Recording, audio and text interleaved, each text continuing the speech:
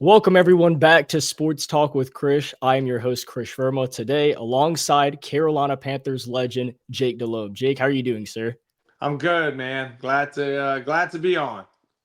Yes, sir. I really appreciate you coming on here. A Carolina Panthers legend led us to Super Bowl 38 in 2003, his first season with the Panthers, an unbelievable career in Carolina in the Panthers Hall of Honor. Sir, so excited to have you on today. And I wanted to just start off with before your Panthers career, right? You were back at Louisiana Lafayette, and went to a school that was not the biggest, right? It's more of an underground college in Louisiana.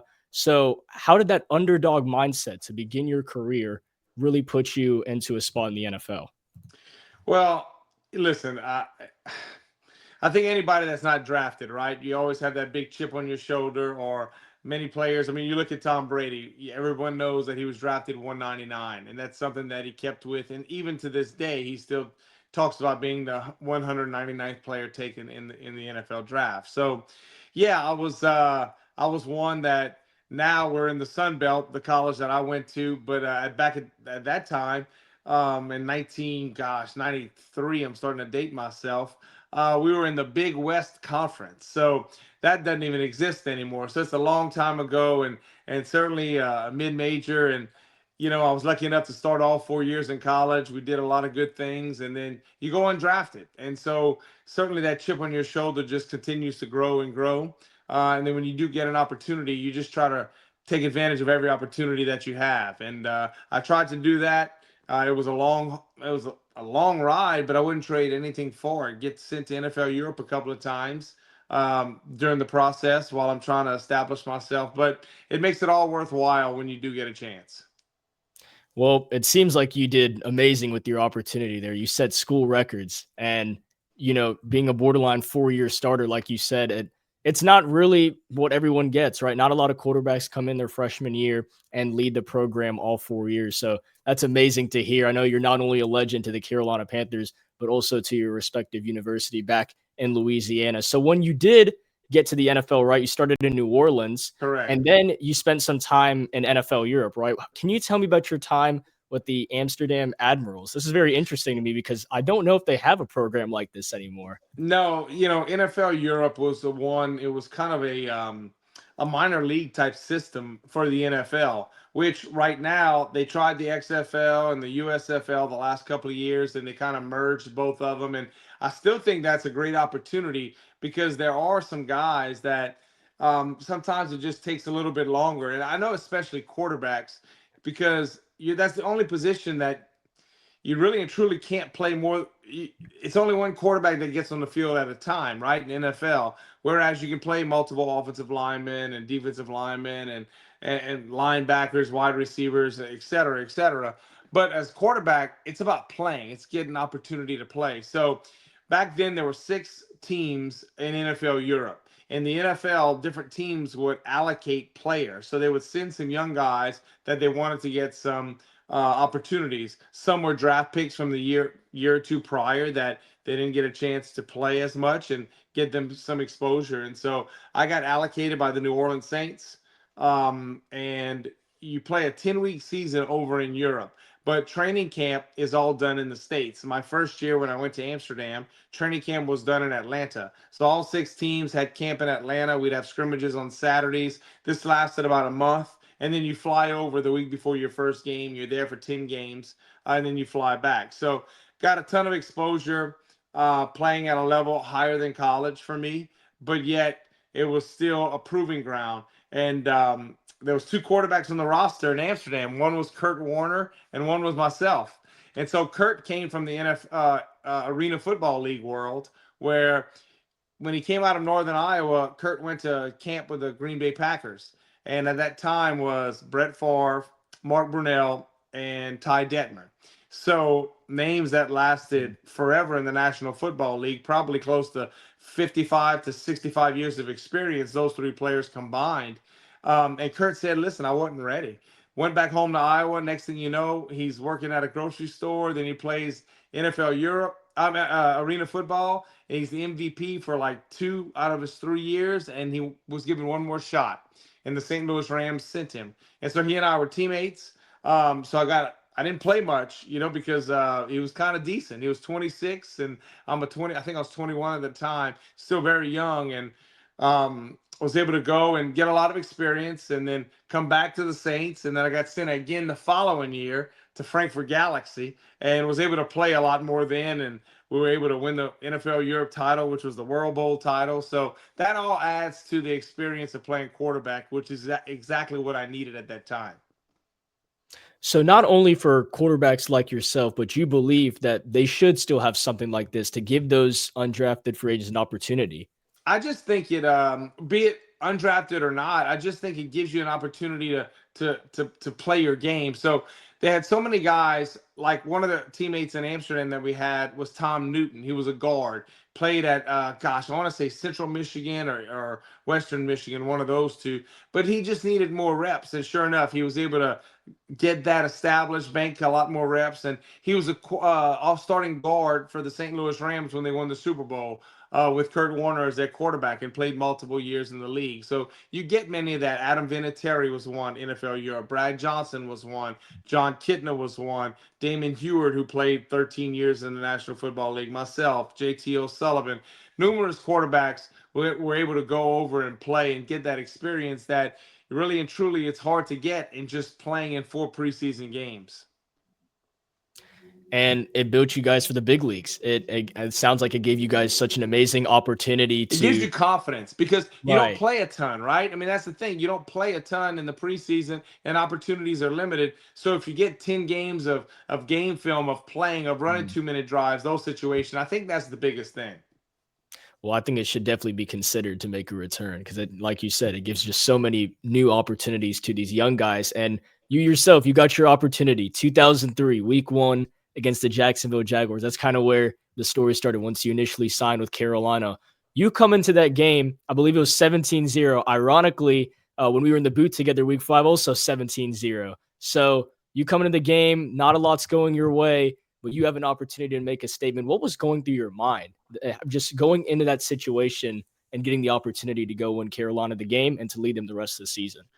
I think the biggest thing on my mind at the time, because that was year 7 for me in the NFL. So I had been around a while. It wasn't like I was this young rookie. So I think Mhm. the biggest thing for me was, all right, let's go out. It's one drive, right? It's not we're down 17-0. One play can't get it all 17 points back. It's all right, it's my opportunity. I'm ready. Let's go.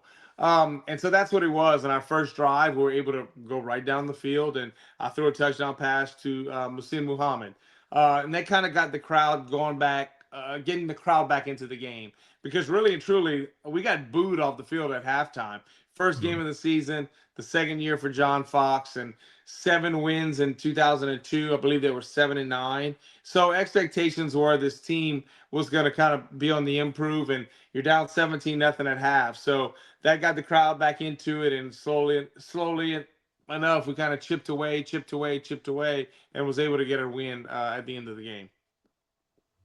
And it didn't just end there. That was the Cardiac Cats. The 2003 team took Carolina to its first ever Super Bowl appearance.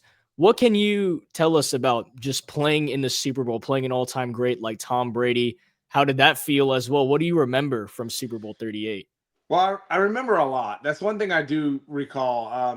I remember everything leading up to it, from the game, the practices, everything. Yeah, because listen, it's the pinnacle of your career. And so we were going up against New England, and we were heavy underdogs. I couldn't tell you how many points we were underdogs, but we were big underdogs in that game. New England was a powerful football team. They had won the Super Bowl 2 years prior, and they were led by their defense. Tom had a Super Bowl under his belt, but just one, and he wasn't the Tom Brady that we became to know. He was still a great quarterback, sure, but he was still at the beginning, and this team was led by that defense. That defense was absolutely loaded, and so We went into the game. We had a great rushing attack with Stephen Davis and Deshaun Foster. Tough defense, and that's what we were known as. We were going to punch you in the mouth.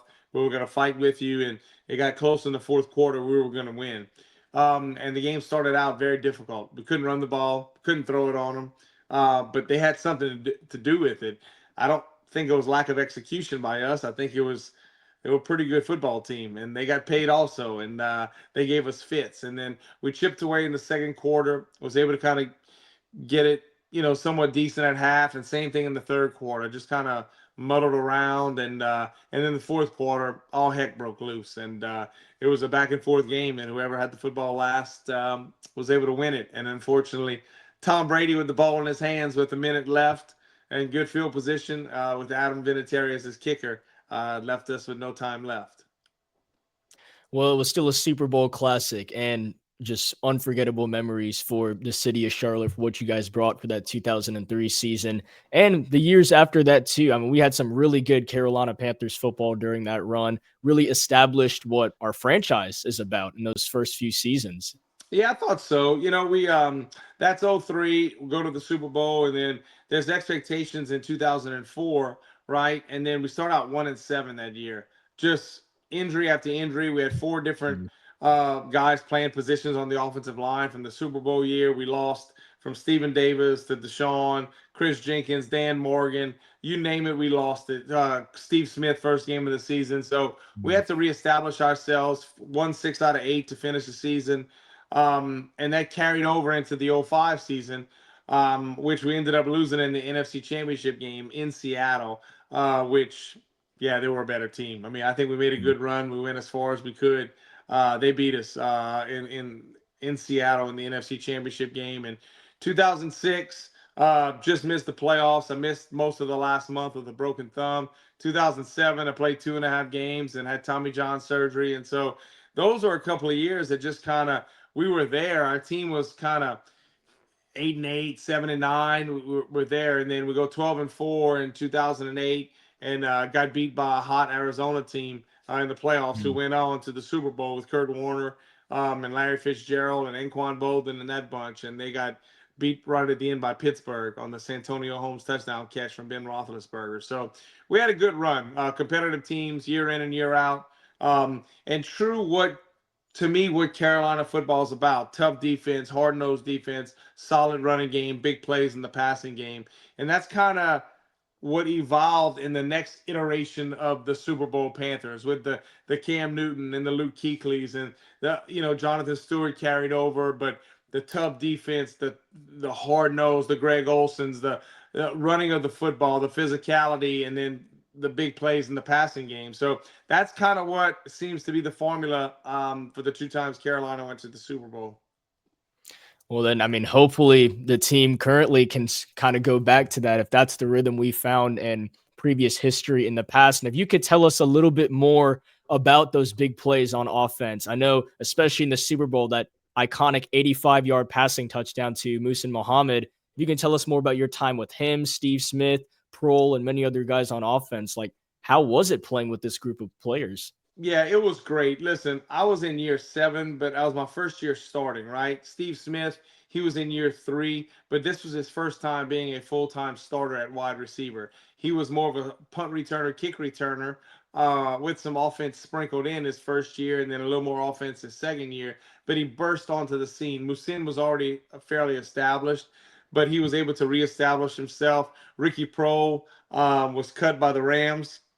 We signed him. He became an invaluable piece of our Super Bowl teams and the teams after, with his savvy route running and veteran leadership. And so we were a team that we love running the football, right? That's what John Fox wanted, Dan Henning. But Dan Henning, our offensive coordinator, it was all about passing down the field, take shots. Dan wasn't one, yeah, you want completions and things like that, but he could care less about your completion percentage. Dan was like, take the shot down the field. We want touchdowns. And, that was something that we had guys that were, they made plays, right? Moose, Steve, we had an offensive line that was mean and nasty. We could run the football and we took shots. And we had guys that were willing to make the big plays, and the big plays were there to be had. and those big plays. Again, just so many memories for us Carolina Panthers fans, and just establishing the culture that we need in this franchise, giving the city of Charlotte what they really deserve to have.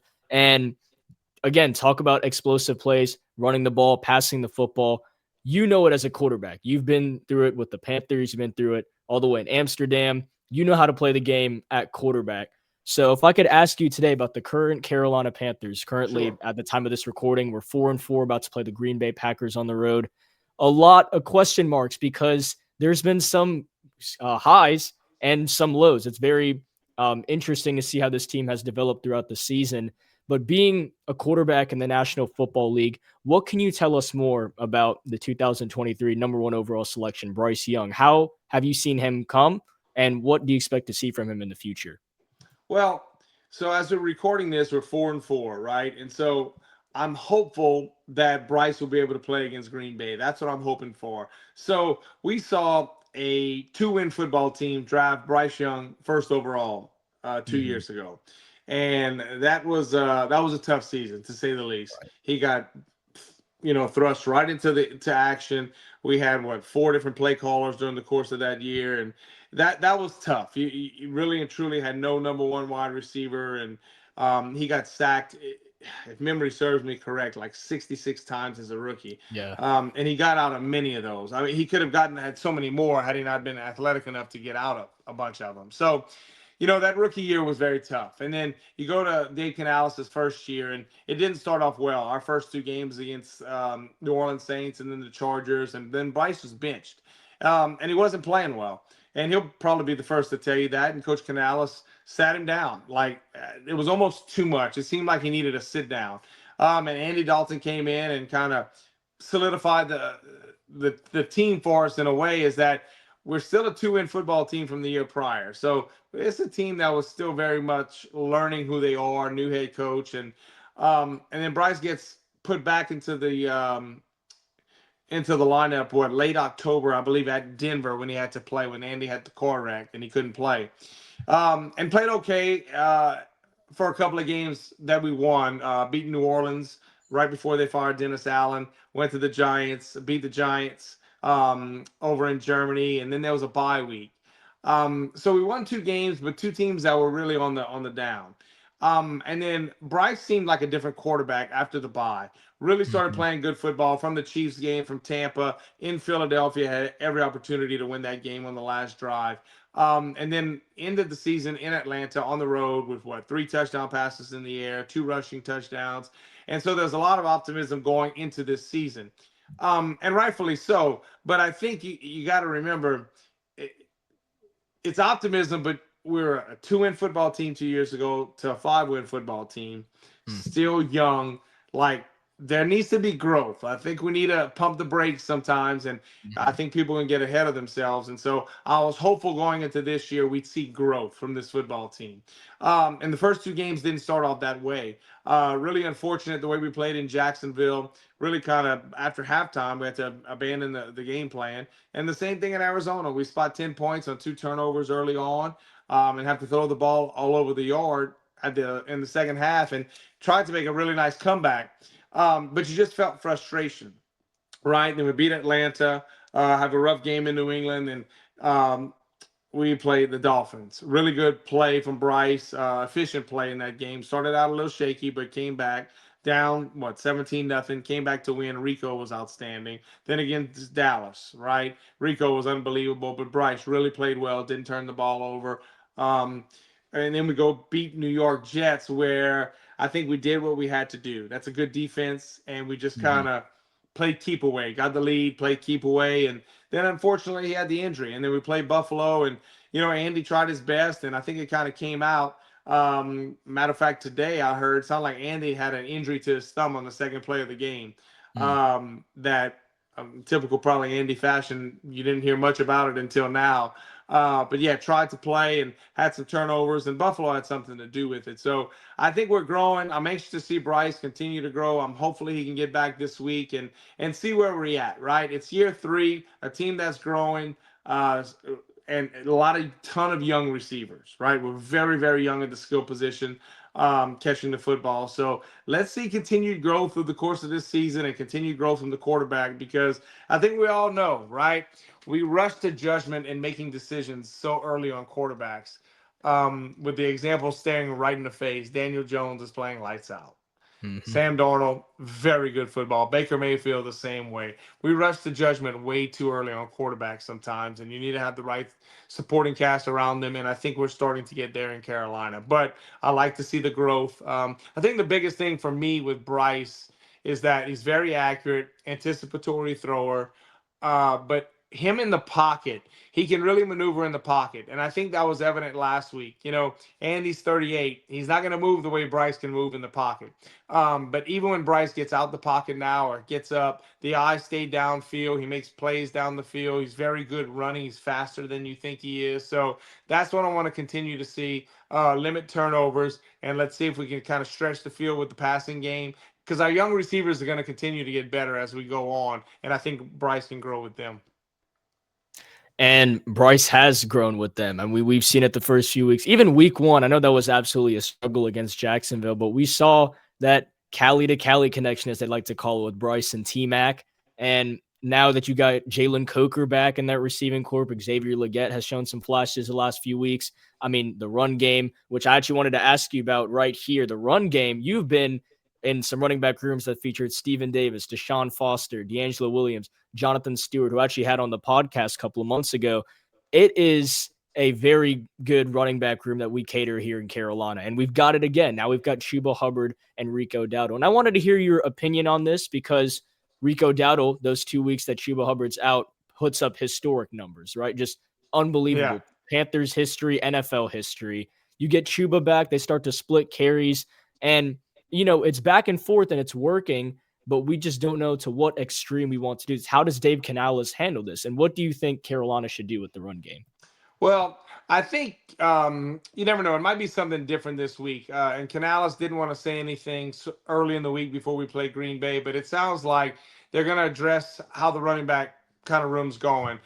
Rico's playing fantastic. I mean, he really has juice, his physicality, running through tackles. And I think Chuba, you can maybe tell he's coming off of two calf injuries, one on the left and one on the right. And that's very difficult. That's where your explosion comes from. And Chuba's Mhm. one that I think he's very different than Rico. Chuba's one that the more he gets going, the better he gets as the game Right. goes on. Whereas Rico's that one, he's not a scat back by any means, but there's an explosion factor that he has. And so anxious to see how we do moving forward. It sounds like Rico might get a few more touches, and the leader that Chuba is, he's going to be ready to go. Now, the two games that Rico had, one was against Miami, the other against Dallas. These are two teams that struggle mightily on the defensive side of the football, and so that you felt good going into the game that we were going to do some really good things. The Jets much better run defense, and that was evident. And then we're having all kind of issues up front, and when I say issues on the offensive line, it's just due to injury. I think we're going into our seventh offensive line combination and we're out of 8 games. I mean, so we've had some injury issues up front, and give credit to the offensive line. Guys are filling in. Our two offensive line coaches, and Coach Gilbert and Coach Goodwin, and our tight ends are really blocking well. So we need to continue to establish that run game. That's how you win. To me, it's how you win the most consistent way in the NFL. You've got to be able to run the football. And so I'm anxious to see how we do moving forward. Chandler Zavala, I believe, is practicing this week. Mhm. He's starting to come back. Whether or not he's able to go, I'm not so sure. So that's something that we need. We're gonna need both running backs. We're not even through the halfway point of the season yet. We're gonna need Chuba. We're gonna need Rico. We're gonna need ETN. Also, as the course of this season goes on. And it sounds like the typical Dave Canales offense. It all starts up front, right? We mentioned Chandler Zavala designated to return from IR. Then you've got Timo, who's hopefully coming back, Taylor Moton. If we could have him out there on Sunday, that would be awesome. And just getting the guys back on the O line. I know we lost Robert Hunt early on. I don't know if we're Yeah. going to have him back this season, which is a huge loss, big captain Right. for this offensive line, this offense in general. So, and then you mentioned the tight end room, which has really grown, especially Mitchell Evans has grown these last few weeks, the rookie from Notre Dame. I've loved to see how he's taken his opportunities on the field for us, blocking, just catching the football. Already has 2 touchdowns to his name. So just an incredible start for him. But I'd love to see the progression of our offense. I feel like under the Canales Morgan era, we have seen the rookies make plays. We have, and we have a ton of rookies on this football team. Mhm. You've seen just on the defensive side, Princely, Human Mealy. You've seen him flash. Nick Scorton, someone who just turned 21 years old, and you're just watching the way that he plays. So that's kind of good to see. We've had some young corners have to play. Corey Thornton, Latham Ranson, you're watching him. Shaw Smith Wade, year two as the nickel corner. So we're playing a ton of young guys. Certainly, Mitchell Evans is one that I think maybe that's what maybe I'm most encouraged by is his play because you don't Mhm. hear much about him, and that's because it's a good thing. His physicality in the run game, his blocking, his pass catching. Tommy Trimble, he missed all of camp with all of the summer, all of camp with the back injury. Mhm. Tommy, the way he blocks, so he's rounding back into form. JT Sanders had a high ankle. We missed him for a few weeks. He has some pass catching ability. I don't think we've truly seen. I think you'll see some big plays out of him as the course of the season goes in the passing game, and that will only help us. So, ton of young players on this football team that are getting opportunities to play, and you can tell they love football. And that I think people look at me kind of sideways sometimes. They should love football. That's not always the case. Guys are good Mhm. at a sport and they play it because they're good at it. But you've got to love it. This NFL is a grind. It's very difficult, and you can tell we have guys who truly love the process of it because this is a long season. It's a hard, hard season. You're gonna have bumps and bruises, and you just got to fight through it. And it's like it's never ending. Whereas in colleges, many times you have that cupcake on the schedule where you can kind of take a deep breath or whatnot. The NFL is not that way. There is no cupcake. It's week in, it's week out, and it just doesn't stop. It's any given Sunday. Yeah. Any given Sunday. And that's what I love about the NFL. And we mentioned these rookies, these young guys on the roster. The biggest thing for them once they come to the NFL team is not only just love for the game, but also the coaching staff. The coaching staff has to be established, give them opportunities, and help these guys progress into the hopeful stars and playmakers that they want them to be. So I'm curious your take on Dave Canales, who midway through his second season looks to be turning it around here in Carolina. A huge culture shift from the initial start of the Bryce Young era. So, what have you seen from Coach Canales and his staff on the offensive, defensive, and just special teams all around this team? Well, I think the thing that you see is that I think he's consistent, right? He never gets too high, he never gets too low. He's very, very consistent. And that's something that I heard Andy Dalton say in an interview last week.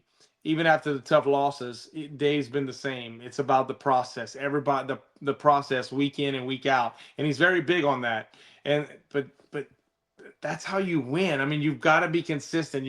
And he feels very confident in his plan, and that comes from the Pete Carroll days or the Seattle days. That's how he grew up. That's what he knows, and that's shown that can win. And so, I think you've seen.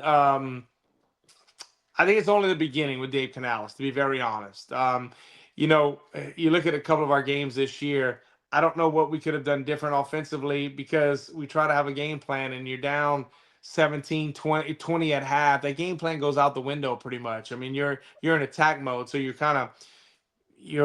just a one-way team. You have to throw the football, but whenever you're able to see him kind of call a whole game and do things of that nature, I kind of like what we do. I don't think teams get that much of a beat on us.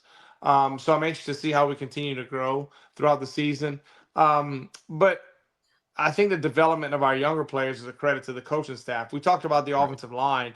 We've had so many combinations already, and the way that they've played, that's a tip of the hat. I think Coach McPherson, what he's done so far with the tight ends, Mitchell Evans, and Tommy Trimble. James Mitchell had to play a couple of games for us whenever JT went out with an ankle. So I think you're starting to see that progression. The running backs have played really good football. The wide receivers, Coach Moore.